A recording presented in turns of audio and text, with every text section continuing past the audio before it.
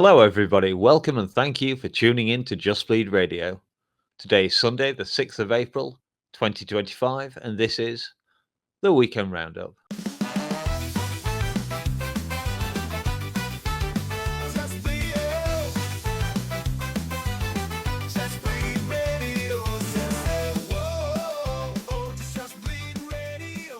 After the snooze fest that was London, the UFC travelled to Mexico City to give the fans some high-altitude, high-octane fights that left most of us feeling pretty damn good.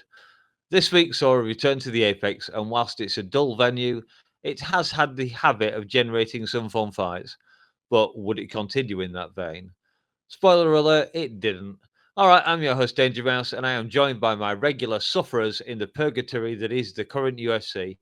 We have our MMA-loving Midwest marijuana maven, for whom this is Just Blaze Radio. How are we doing, Lazy? Doing better now that last night is over and we're on to UFC 314 fight week. So Yeah, you spoiled my intro, haven't you? Because you started taking your marijuana in liquid form now. for now. And of course, we have our man on the West Coast. He's looking for a house right now, but he'll always have a home here at Just Bleed Radio. We rely on him for his positivity. So let's see how our favourite Cali Can crusher is. Hey up, Austin. Yeah, I got to keep a positive attitude considering, things are not ideal at the moment. But anger is the poison that destroys, good things. Yeah, so yeah, try to keep a positive attitude. Fights help out, so can't complain. It is what it is. Good. Before we get on with the show, I have to ask everyone to like and subscribe. We're trying to get to 200 subscribers before our birthday, so ring that bell, please. A reminder that this show usually premieres at 10 a.m. Eastern on Monday. And if you haven't caught it yet, we also have the Sunday Night Scuffle, the show we record before this one, where we chew over a trio of MMA topics and maybe some daft stuff that we were talking about before the show. And we usually release that on Tuesday at 10 a.m. Eastern. Finally, with it being a numbered card coming up at the weekend, as soon as we finished recording this show, we'll be ripping bins and cracking cans and then jumping back into the studio to do You Bleeders, a preview show that should make it to YouTube for Wednesday or Thursday. So it's going to be a busy week for our editing team. Order of business today will be last night's UFC Fight Night, and if we have time, and we probably will, we'll have a chat about the PFL event from earlier in the week. We might as well start with the first finish on the card, where welterweight Rhys McKee finally managed to rack up a UFC win. He's shown in the lower organizations, I think Cage Warriors, that he's a force to be reckoned with, but in the UFC he struggled. His most memorable fight being the one against Boars, where Rhys barely landed a strike, and that's probably why no one on the Discord picked him. We might as well ask Austin about this one, and notorious picker of underdogs didn't give Skeletor a chance. So, thoughts on this fight, mate? To be fair, I was misled by the his opponent's record, so that's on me. And it's fitting that he beats a guy that's a regional level guy. Because anything that Rhys was landing literally was like that first real punch that he landed immediately swelled up his opponent's eye. Like I had not seen Rhys McKee put damage on an opponent like that, so that was kind of like inside the UFC at least jarring, especially when he eventually noticed that his lip was split open. Like, don't get me wrong, I enjoyed what the fight was. It just looked like two guys kind of swinging and banging, and one guy was eating more of the damage and wearing it than the other guy. And you know what? Good for Rhys McKee getting a win. Although I don't know if he should, take it as anything more than like, hey, you're the regional level opponent that you faced is the guy you would beat in Cage Warriors, and you just did that inside the UFC at the Apex. Let's not get carried away here, but his opponent was stayed. He tried. Can't say he didn't try to fight back, but I don't know if he could take this as a win. You know what I mean? I was waiting for a cue, but I guess I could. Yeah, sorry, you were getting one, but then I realized my mic was muted, so that explains it. Okay, well, I'll just go ahead. Yeah, man, Austin. I mean, you basically just said it there. They finally gave Reese a Cage Warriors level opponent, and we saw what he's able to do when you know match make him against the right kind of guy. I think that Nick Pete from the Fight Disciples really just nailed this fight on the head. And Dangermouse, you mentioned it. Reese was running through guys in Cage Warriors. He was not just winning fights; he was destroying guys. And I think that coming into the UFC and being matched up against some really tough opponents to start out his run with the company, it didn't do him any favors mentally, and I think that a lot of this was the problem wasn't necessarily his skills in the cage, it was the shit going on between the ears. So I think that getting a fight in the Apex, which feels more like a Cage Warriors type environment, against an opponent that's much more like a Cage Warriors level opponent, we saw that this guy could have shined had they, matched him up properly. But you give a guy Hamzat Chimaev in his debut fight, what the fuck do you expect? Uh, a couple of fun points on this one though. Reese has had closed coming into this as the underdog in all 5 of his UFC fights. Last night finally gets the win, so that's pretty cool. Romania versus Ireland, not a matchup you see often in the UFC. That's a pretty cool little detail there. And then I had written down McKee drops him early. And again, third drop. Make it 4. So he was just out there fucking winging them things, getting reckless at a couple of points, but he did bust up Frunza pretty good. The lip was completely split all off. Fucking Robbie Lawler with the lip flap going on there and the eye completely swollen. So he did some damage on Frunza in a brief period of time. And good to see Reese McKee finally get a win, because if he went 0-5, I think they would have had to cut him. Yeah, again. Yeah, I thought this was a great showing by Skeletor. Those bony fists messed up Franz's face. Used his length, worked his jab, as we've just said, dropped him 4 times. I forget who it was, it might have been Bisbing in commentary, said, if that had been boxing, it'd have stopped the fight by now. Yeah, and he had that fantastic head movement as well. I thought he did really well. And he got paid 50k for it, performance bonus. So yeah, well done, Reese McKee. Glad to see you take one down, so. And next up, we had the ladies at flyweight, where Dione Barbosa defeated Diana Belbita via submission, arm triangle choke. Yeah, flyweight, my girl Dakota's division. I didn't see this one until this afternoon, and then even when I rewatched it, I kind of missed it and didn't really see what had happened very, very quickly. And I think it's lazy on this one. So, what you got to say on this one? First off, Dakota counter number 1, bing. Yeah, I mean, you had to see this one fucking coming from a mile away if you're familiar at all. Oh, if I can just jump in, lazy. I just remembered I did pick Belbita on this one, but I picked her by sub in the second round, so she worked too fast for me. That was my problem. You mean Barbosa? Oh, sorry, yeah, Barbosa, yeah. Because I was gonna say, like, Too many B's. anybody that knows anything about Diana Belbita, or Belbita, I guess is how you actually pronounce it, but you know anything about her, and if you looked into her record, seen any of her fights, she has flashes, moments of brilliance, but for the most part, she is just a terrible fighter. She is completely trash. This was just to be expected. Belbita has lost to Molly McCann twice. I repeat, twice. And one of those fights, she lost by submission. She got subbed by the meatball. I The remember meatball is that, the yeah. one that gets subbed. What the fuck? But yeah, good on Barbosa here. She was the biggest betting favorite on the card. Came out and looked like it, performed like it. This was actually Belbita's return to flyweight. I'm not sure if she was moving up or moving down. I can't remember, but first time back at this weight in a bit. So maybe that had something to do with the performance. I don't know. Either way, I think you gotta call it a career. I think that Diana Belbita is shells and cheese because she's cooked. Congrats to the witch, Diana Barbosa. That's all. Short and sweet. Did you call her a witch?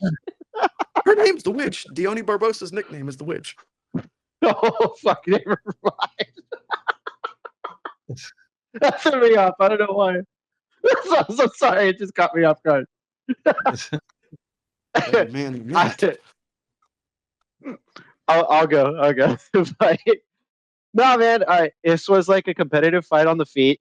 You didn't really expect too much from Belbita, but I mean, I'm sorry. Barbosa literally just said, "You know what? Enough of this striking on the feet thing. Let's just I'll just use my athleticism to take her down and then eventually submit her, because it looked like the minute the fight went to the mat, it looked like two completely different levels of fighter in there.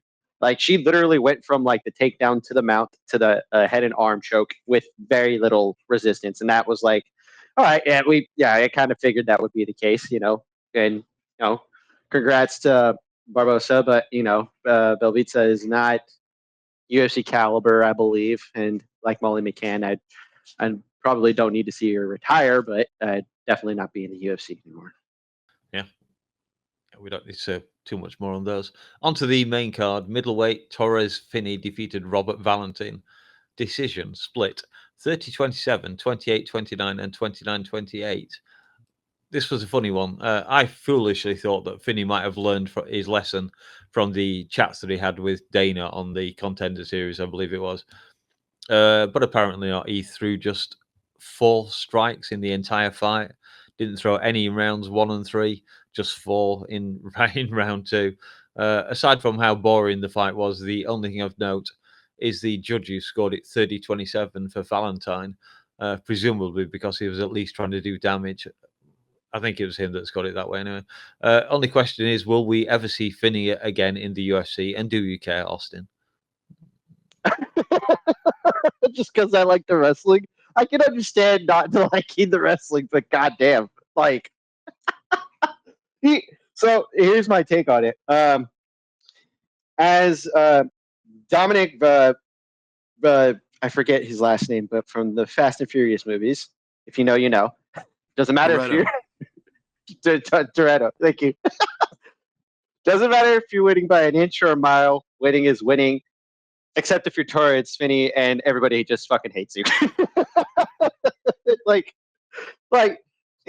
Don't get me wrong. I enjoy grappling more than most, and I'm not a savant on grappling. I don't know all the moves. I happen to wrestle, back in the day, and I know enough to kind of get a grasp on what good grappling looks like. This is not good grappling. He's a 5'8" middleweight.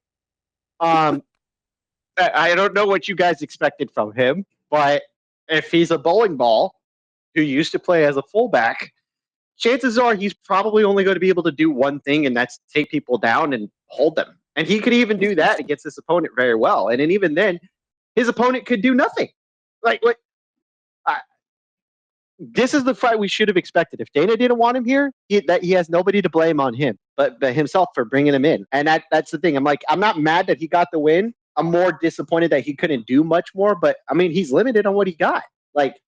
This is a guy who literally is to the dude's chest. When he went into embrace after the fight was over, when the fight was called, he just looks at him and buries his face into his opponent's chest. Yeah, that dude should not be in this division. He's not. He's 5'8". What are we doing here? But I can't be mad that he did the fight, the fight plan the way he did. I mean, look at his opponent. I mean, the man literally just has to stand in front of him and put a jab on him in order to win the fight. But he couldn't even do that because his opponent was literally wrapping himself around his legs and taking him down repeatedly. Is it boring? Yeah, sure. But that's just who he is. The way you defeat that is by getting defense. That's it. His opponent has nobody to blame but himself. That's it. That's all. You're saying that's who he is, but he has 7 wins by KO. Yeah, against regional level opponents. So bring that to the octagon.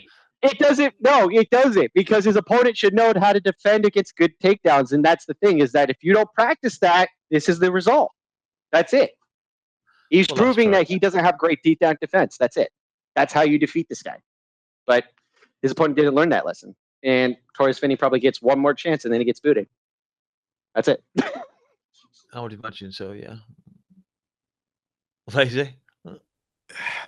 Yeah, I mean, this was another one that was just basically a foregone conclusion before it even happened. If you caught Robert Valentin's debut in the tough finale against Ryan Loder, it was clear the guy's got a gaping hole in the takedown defense department. So there's an obvious and evident path to victory when you take him on. One interesting thing about him, prior to last night, he had only seen the third round once in his career, and he lost that fight. So make that twice now. He's seen the third round in his fighting career and lost both of them. As you pointed out, Dangermouse, though, he had 9 of his 10 career wins via finish, 7 of those being knockouts. So the guy is a striker, but it's just very obvious. If you want to fucking beat him, pin him against the wall or take him down. And that's Torres Vinny. That's his game to a T. Maintains his undefeated record, but not a very stalwart performance. Not anything that you're going to want to write home about. He's an interesting guy because of his build. Like, it's not often you see a guy who's 5'8" at middleweight with the reach of a man 6'3". Like, that's fucking nuts. The dude's got wingspan like crazy, but he doesn't use it. He doesn't do anything with it. So last night was more or less an example of why he was the only Dana White Contender Series 3-time winner. So he's Yeah. on thin ice here. But the last thing that I want to end with is to all the Bilal and Marab haters. I'll see your Bilal and Marab, and I'll raise you a fucking Torres Finney. If there's ever a wall that needs held up, I know who to call. And then also Tony Weeks, dude, 30-27 for fucking Valentine. The fuck are you smoking, bro? What are you on? You know what that was though. You know what that was. He was literally just an angry cast of scoring. He's all, no, I will not support this. Well, I guess he was scoring it for damage. I don't know. Have you by any chance listened to Guru today, Lazy? Because I swear I heard some of that myself this afternoon. Yeah, Luke's tweet, Tony Weeks having it 30-27 Valentine is bonkers, but as a protest card for how bad that fight was, I support it. So Yeah, that's a good one. All right. Next up was flyweight Odie Osborne defeating Louis Garul by TKO punches in round 2, 1 minute 54 seconds. Now, I picked a second round TKO on Tapology. Unfortunately, I picked Garul, not Osborne. So, yeah, strong first round for Garul. He picked Odie up, slammed him down, then had top control for most of the rest of the round. And so I made a complete balls up of how the fight was going to go, if nothing else. And then round 2, things livened up. After Ode stuffed that first takedown attempt and he started throwing hands, it was looking kind of fun. And then Ode leaned back, if I remember rightly, and just landed a nice left hook, making use of his reach advantage and earned himself 50k along the way. Not sure if this could have been a slightly early stoppage. Maybe I just like seeing people planted face down on the canvas before the ref steps in. If he dies, he dies. Yeah, so what we got to say on this one, guys? okay, well, just a little background here, because I prior to this fight and most fights, I take a few notes on these guys and their recent run, at least. And the recent run for Garule, which is how they were pronouncing it last night. I think it's Garul, but they were saying Garule either way. He was 10-0 up to last night, undefeated pro record, 12-0 if you had combined his pro and amateur. His last 3 fights had included 2 fights in Fury FC and a Dana White Contender Series win. He had 6 of his 10 career wins by finish coming in. So the guy was a pretty sound fighter, pretty accomplished, for the most part, a known finishing commodity. Fighting out of Colorado, so training at elevation, the cardio shouldn't have been an issue, which I don't really think it was. We didn't get to find out. Ode Osborne, on the other hand, his recent run at 0-3 in his last 3, 4-6 record overall in the UFC, not very great. Last 3 losses to Lazy Boy, Jafel Filio, and Asu Amabayev. So some okay competition in there, but nothing too crazy. Now getting up to 33 years old at flyweight, so getting to the older end. But one of the big things in this was the height and reach. And that played out here. A little bit of perspective. Finney was only 1 inch taller fighting at middleweight than Osborne here is at flyweight. So, like I said, height and length really played heavy into this one. Just pinpoint perfect timing from Ode on that. I believe it was a right hand as Garul was throwing a kick, a naked kick, which is never a smart idea. Ode made it look fairly easy though, not a scratch on him afterwards, and he referred to that punch in the post-fight interview as the Dewey Cooper special. He had Aljo and Dewey in his corner, so working with a good team. Seems like a good guy every time he gives an interview or anything like that. I like him as a person, so would be cool to see him, turn his career around and kind of make a little run. Okay. Yeah, I'm pretty sure it was a left hand. We'll have to get Dave to check that one.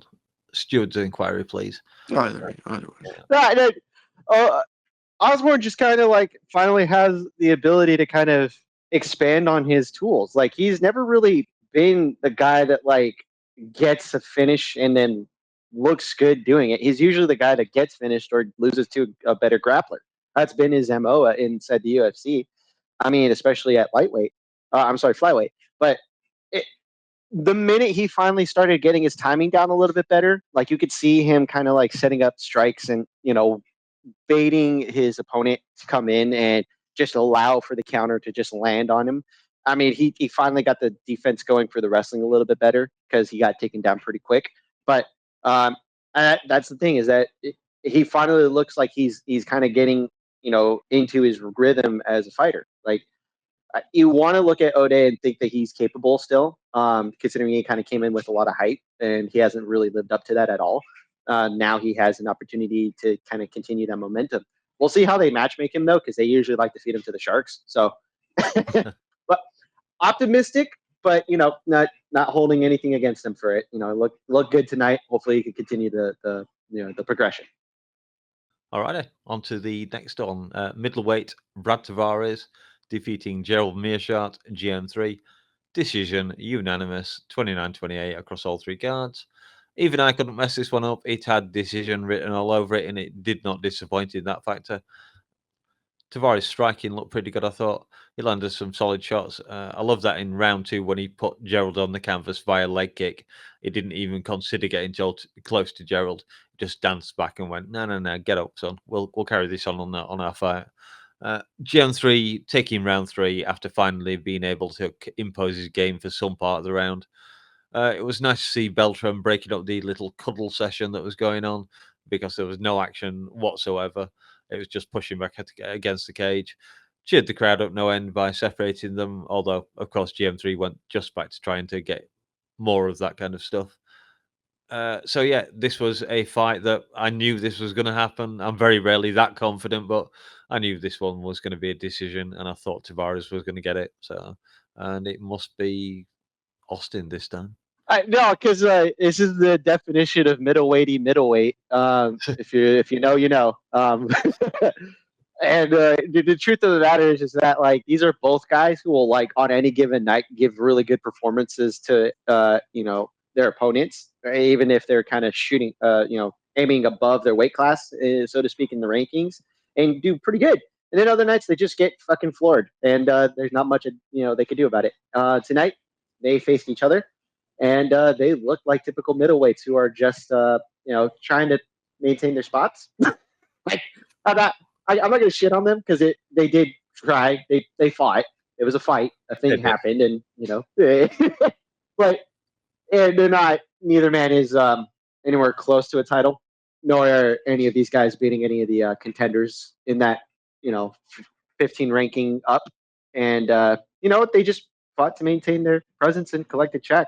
Good for them. You know, winning is winning, and unfortunately, winning pays more than losing. And I mean, Brad, they're both the same age, but you couldn't tell because they both kind of looked like they've been through the ringer for a bit, and they have. You know, they've been in this division for long enough. And I get on you, and I hope you know you guys continue to make paychecks. That's it.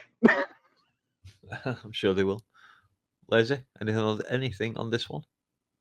Sucked, boring, stupid, don't care. Yeah. You look at these two guys. I mean, what is this? The fucking GFL? What are we doing here? 37-year-old fucking idiots with middling records, no stakes whatsoever, no consequences. I didn't take any notes. The only thing that I noticed during this fight is there's so many ads on the mat last night. There was a ton of ads, lots of sponsors, more than ever, all over the cage, on the fucking, in between the fucking, on the pillars, along the top, all over the mat, tons of ads. So you could tell I was not paying very much attention to this fight. Biggest takeaway, Brad Tavares ties Michael Bisping for the most middleweight wins in history. I believe they said it was 16 middleweight wins. I think that's just a product of longevity and sticking around for a long fucking time. This was Tavares' 25th fight in the UFC, so not really hard to get 16 wins when you fought 25 times. and I probably remember 3 of them. So, nice for you to win. Jesus. Fucking hip hip hooray, hip hip hooray. He's certainly been Just- around a long time. just fucking bury him while he's still breathing, lazy. Jesus Christ. I hear he's a great guy, and he's a fixture at Extreme Couture, a wonderful coach, and a mentor to the up and comers. Maybe lean into that. That's your future. Why are you taking up a roster spot for somebody that could actually have some fucking potential? God damn. What's he gonna do? Is he gonna make a title run? No, but Gonna like run the roster needs these guys. You know that. to lose? To up and comers. Why not? Yeah. Well, exactly. Instead of putting 2 fucking 37-year-old guys together that the end result means nothing. Stick them against a couple of up and comers. Like, feed them to the young. Do something with them. Make their losses mean something. Fair. That's fair. Very fair. All right. Catchweight bout next at 139.5 pounds. Lee Chang Ho defeated Cortavius Romius, who couldn't be bothered to lose those extra pounds, via TKO, punches and elbows in round 2 at 348. Not going to lie, I knew bugger all about these two, and it turned out to be not a bad little bantamweight brawl. I would have enjoyed some more striking, but that wasn't Lee's game. We ended up with some fun rolling until Lee was able to establish dominance and then land some nasty ground and pound. He cut Romius up, and that was what got him to the finish. So onwards and upwards for the Korean Khabib, or Korean Machine, as he said he preferred to be called in the post-fight interview. Yeah, Korean Machine. Yeah, he actually got a tweet from Rob. I think it was a tweet or an Instagram post or something like that, congratulating him, from one machine to another on the nice win here. I mean, what are you really going to remark on this one? This was the fight that I believe we said was the Josh Thompson special. A couple of ferrets on the mat rolling around, getting after it.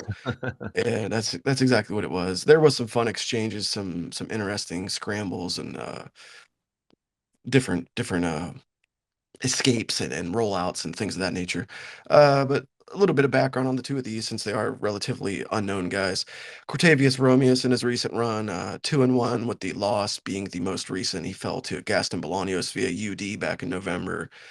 The wins were over Michael Imperato on Dana White's Contender Series and Eric Vo on North Iowa Fights, who had a 15-28 record. So tells you a little bit of something about the competition that he had faced.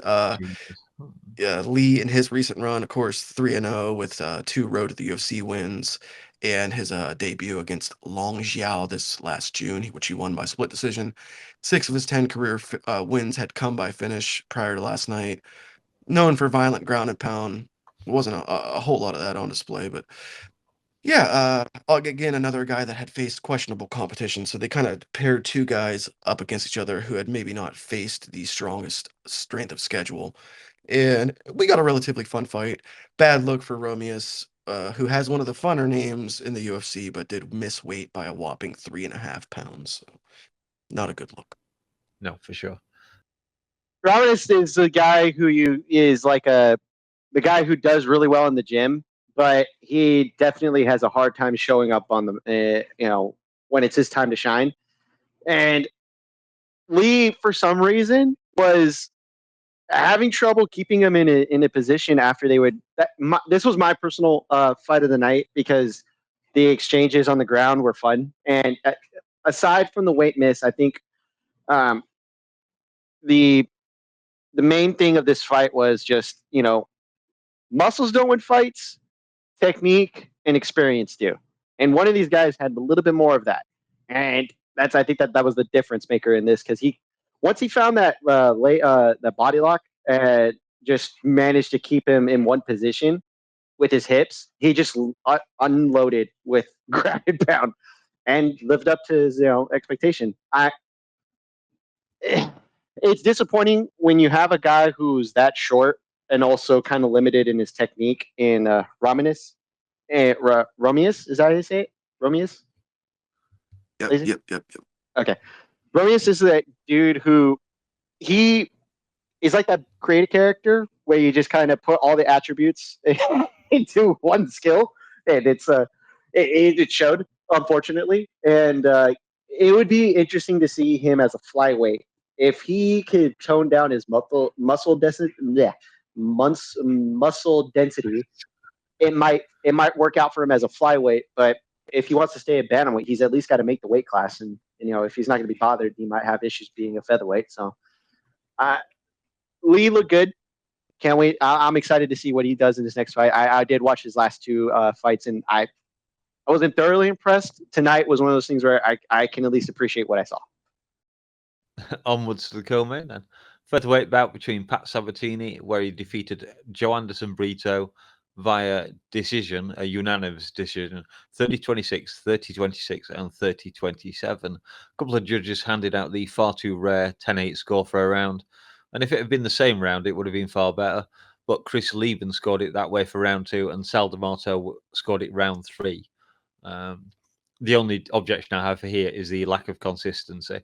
I'd love to sit down with these judges and have them tell me why they scored those rounds that way and not the other rounds. Looking at the stats, Brito landed 1 strike in round 1, 2 strikes in round 2, and none in round 3. So just 3 significant strikes from 9 attempted. Pat had 3 minutes 47 seconds of control time out of the 15 minutes. This should have been a 30-24 fight as far as I can see. Maybe a 30-25 because at least all the judges agreed on that round 1 score. Yeah, that's what I have to say about that fight. So it must be Austin to go next. Yes, thank you very much. Wrestle. When you're not sure if you can handle the opponent on the feet, wrestling always helps, and especially if you know what you're doing against your opponent's best weapons. Burrito is a guy who is an opportunistic jiu-jitsu fighter and a kind of a awkward brawler on the feet. His skill is giving himself opportunities by giving awkward looks and capitalizing on catching his opponent off guard. Pat Sabatini is your basic wrestle boxer who literally goes out, destroys his opponent on the mat, and he doesn't really spend too much time on the feet, like clobbering you. He knows what he's good at, and he's going to do it to his opponent for as long as he can. And that showed. That's why I picked him. I had a feeling Brito would try to just pull some like questionable shit, and I was not mistaken in that. He just kind of like accepted a lot of the positions because he was just being lazy sometimes. But it's hard also to say that he wasn't trying because Pat Sabatini knows what he's doing on the mat. Great for Sabatini, a guy who's kind of the smaller end of featherweight, but he's good. This just proves the point. Unfortunate part would be if Brito says something like, I was injured going into the fight, or I had the sickness or something like that. That would probably put a damper on this performance from Sabatini. But if not, hey, he did what he was supposed to. He won.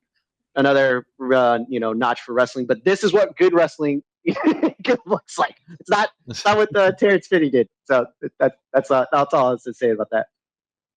Yeah, compared to the Finney wrestling match, it was much better in those terms. Lazy? Yeah, I mean, Austin pretty much just said it there. I mean, dominating to the point of being borderline boring at times.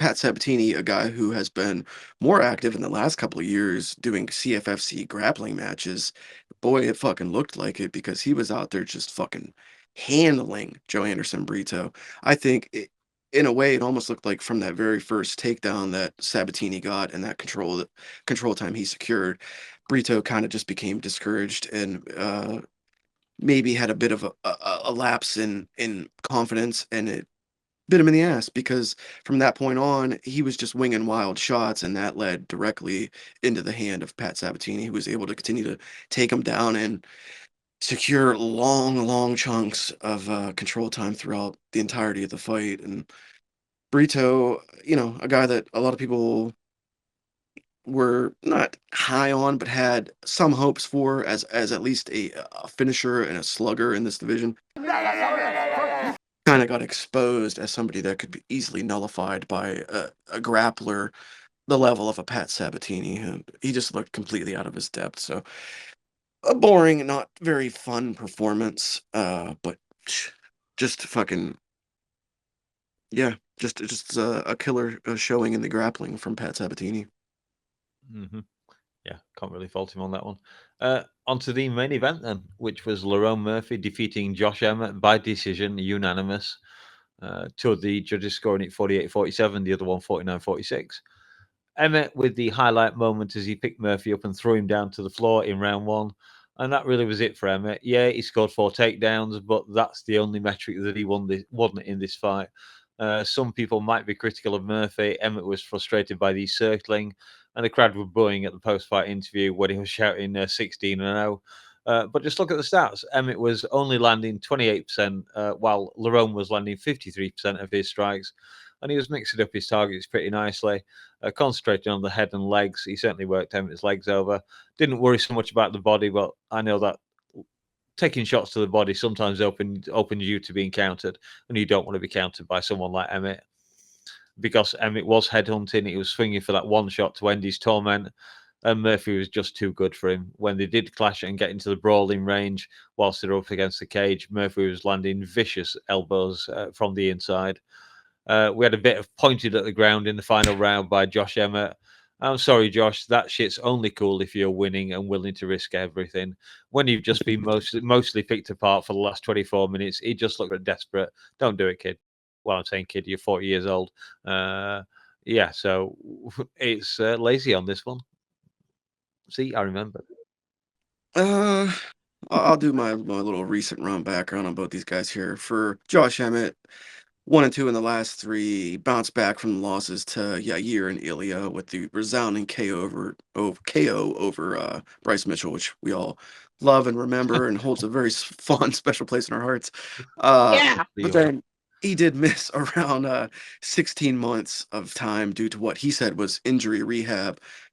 Everyone heard the quotes leading up to this. He did the old Kamaru Usman. I've only been competing at 30% of my capabilities. Yeah, I don't know about that. I was skeptical, and I think I was right in that skepticism. Recently did turn 40 years old. I also saw leading into this that he cuts from around 184 pounds down to the 146-pound limit. Fucking crazy. Big ass fucking weight cut. That's got to play a heavy toll on your body, especially as you age. For Lerone Murphy, undefeated outside of a singular draw with Zubaira Tukhugov, I don't know, in 2019.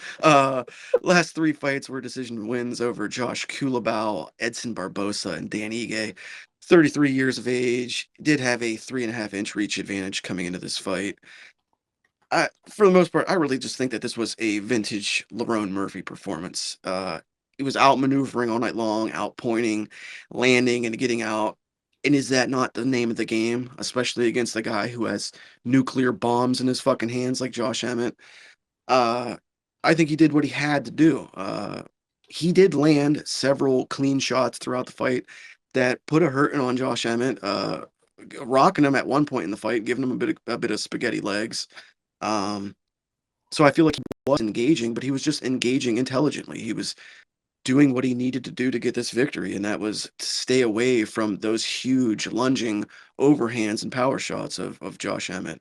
I also felt like he did well getting up when he was taken down. The wrestling was something that a lot of people had wanted to see from Emmett for a long time because he is a guy that comes from a wrestling background, and like many wrestlers, he had abandoned it for big power shots. Once he started getting those knockouts, he fell in love with his hands, and it was nice to see him return to the wrestling roots last night. I know he won our guy Gaff from One More Round Fights a lot of money on those takedowns. So, yeah, it was nice to see him return to that, but bottom line, I think that Emmett looked like he was 40 years old last night, and he looked like he had taken nearly 2 years off. He looked slow. He was plodding with the footwork throughout the fight, a step behind for the entirety of the bout. So good win for Lerone Murphy. A terrible call out because I believe he called out T-City Brian Ortega afterwards. Buddy, Brian Ortega is going to 155, and he just said like last week he's got fight news coming. So you ain't getting the T-City fight. So you wasted your call out, but a nice win. And then for our guy Josh Emmett, yeah, father time catches up to us all. I still think he has fights left, gas in the tank. I think he's got tread on the tire. What do you say if, and it's a big if, Lil Heath and Jeremy Stevens is successful come the Des Moines show in Iowa? If he gets the win, sign him for one more fight and let's book Emmett versus Stevens 2. The two hardest hitting 145 pounders. Oh, dude, that would obviously be at 55 though, right? Yeah, I mean, it could be depending on how short notice they want to do it. I'd say it would probably benefit Emmett to be at 55. Yeah, I wouldn't mind that at all. It would be a fucking barn burner. They would be slugging it out. Yeah, I would appreciate that for Emmett. I did not listen to the broadcast, so I can't say I heard what Laurent said. So weird call out. Yeah, I don't understand that. He clarified that he wanted to follow the exact same blueprint that Diego Lopez followed to get to the title shot. Oh, okay. Well, I got a matchup for him then. Here's the thing. Looking at this fight, I had given 1 round to Emmett, and my scorecard was 49-46 for Murphy, and the only round I gave to him was the 4th. And honestly, I wasn't even sure about that one. Realistically, the Murphy, I like you had said, he looked good in other fights. This is the Lerone Murphy that I was expecting to show up tonight, and god damn it, did he look good. Like, stayed composed, stayed to the game plan. He was pretty much what Ilya Topuria to Josh Emmett when they fought, just being the Matador. Like, I hate the new nickname, by the way, but neither here nor there. He legitimately just played perfect, defense with his offense, just keeping Emmett at bay. And when every time Emmett went in, he had great defense for takedowns. He kept it composed, even when he got lifted over his head and actually got slammed, Daniel Cormier versus Dan Henderson. Right?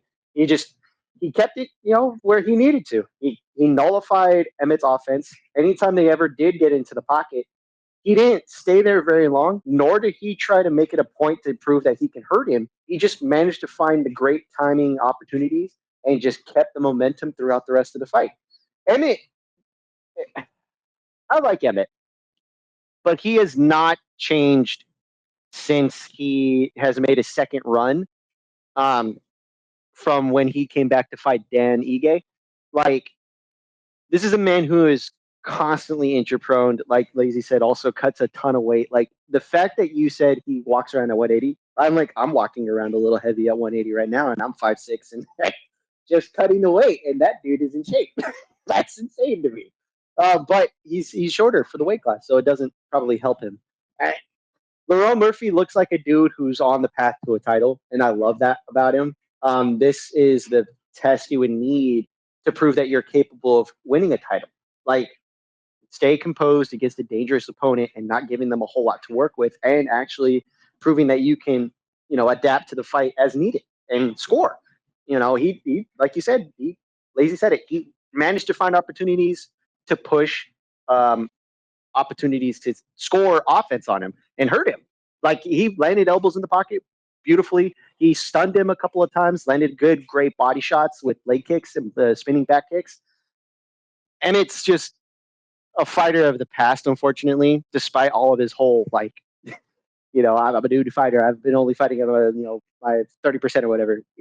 Dude, you can't even be consistent on how often you fight. It's unfortunate, considering he's the same dude who has a plate in his head from when Jeremy Stevens landed a knee on him, from that one time that they fought.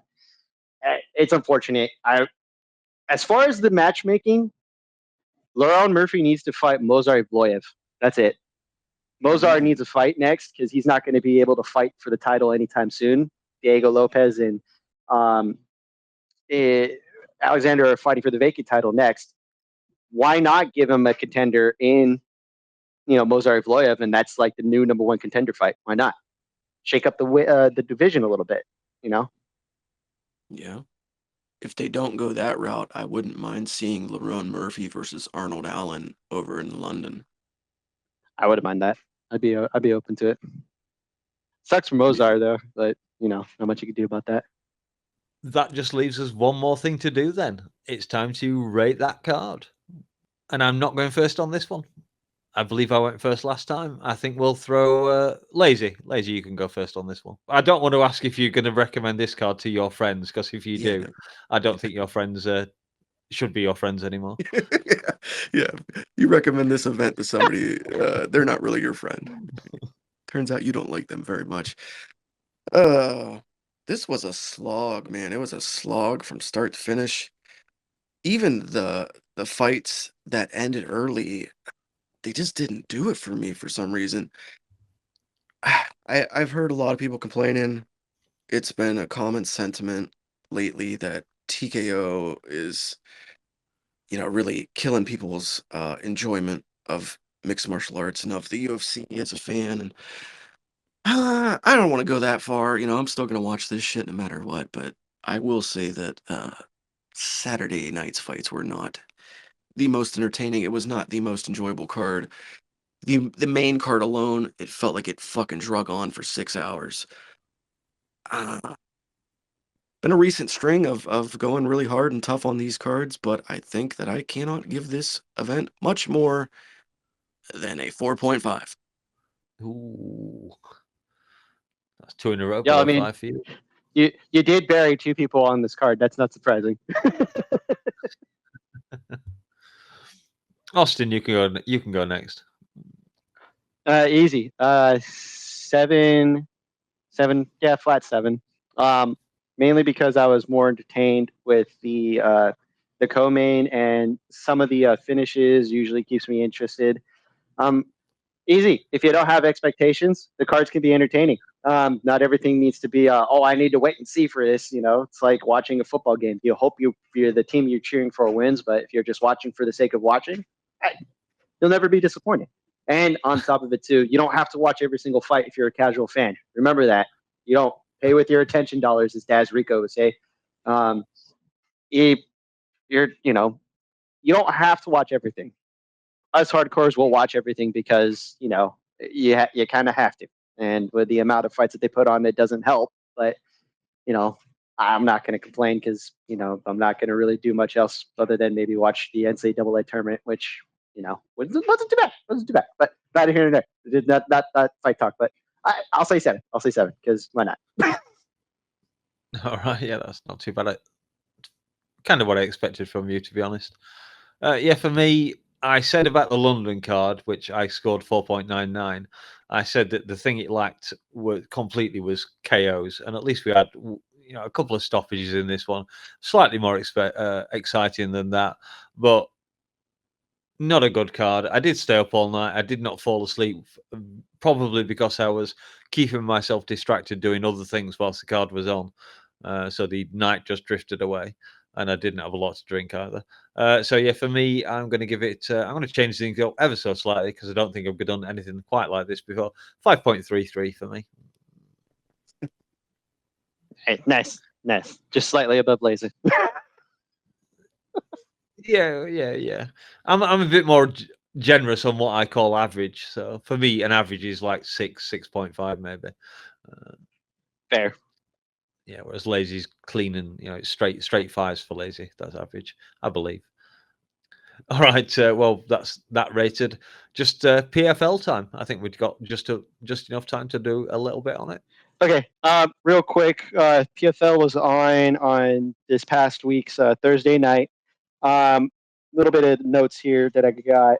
My fight of the night was Movlid Kovalaev versus Jeremy Kennedy, and pretty much the reason being is because there was almost like 2 rounds of 10-8s in it, and then the third round was pretty close, but I thought Jeremy Kennedy won it, but they gave it to Movlid Kovalaev. That was a fun fight. Thad Jean, or John, I believe it is John, with the Haitian accent on it. Legit prospect. Honestly, I thought I was watching a real prospect show up tonight or that night, and he fought a really good fighter too, out of Alligator Team, I believe. I'm sorry, I forget his name, but he's not of the Dagestani clan from Nurmagomedov that the others are from, but he looked good. You can tell he's a little not perfect. He needs a little bit more time seasoning, and he's got he's got a really tough challenge ahead of him in Jason Jackson,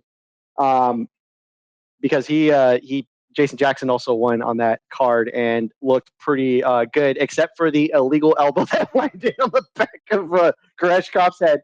I had a little bit of back and forth with David Lazy about this, but I do agree it looked bad, and it was bad on Keith Peterson for not deducting the point. But I don't know if that mattered at all, because he immediately took him down afterwards and then submitted him right after that. So it probably would have sucked for Koreshkov anyways, but I think a point should have been taken away.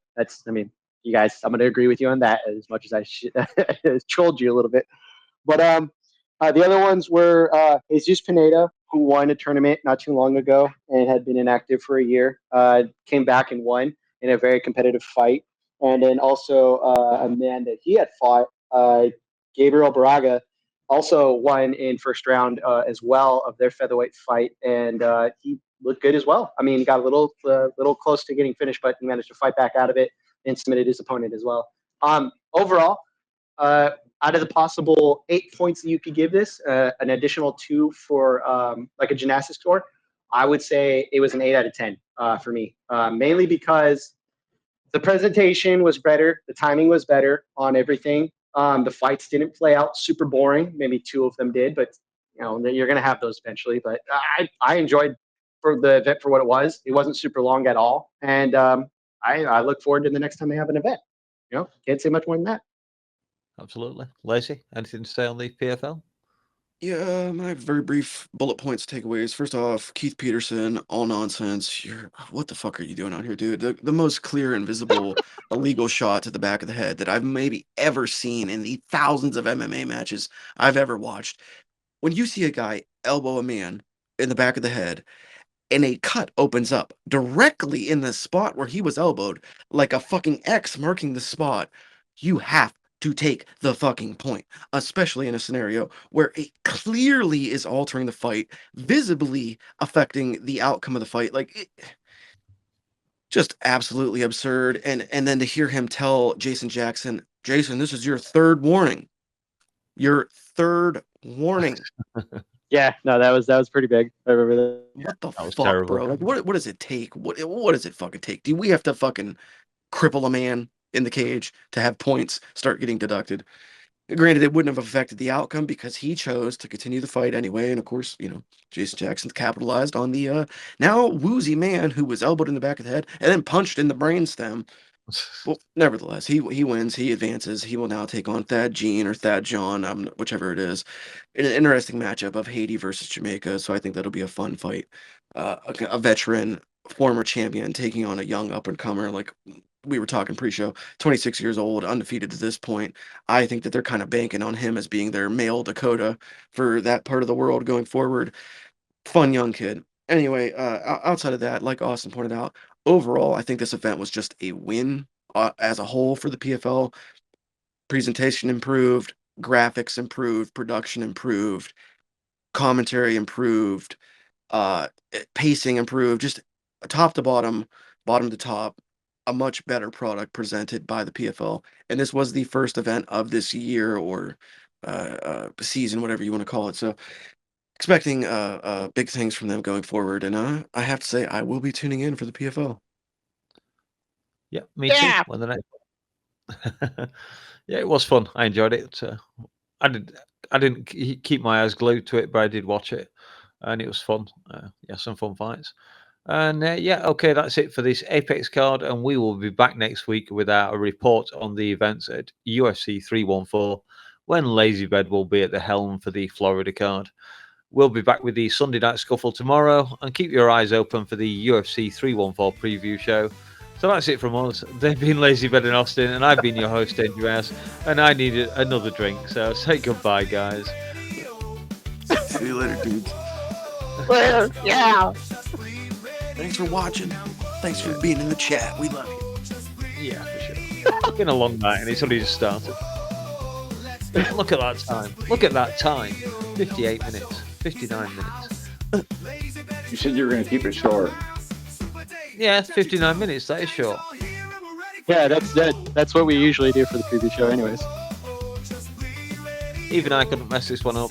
Hello, everyone. And we that should make it to YouTube, but is most memorable. I'm trying to tournament. This is Tell them about the new Scion TC.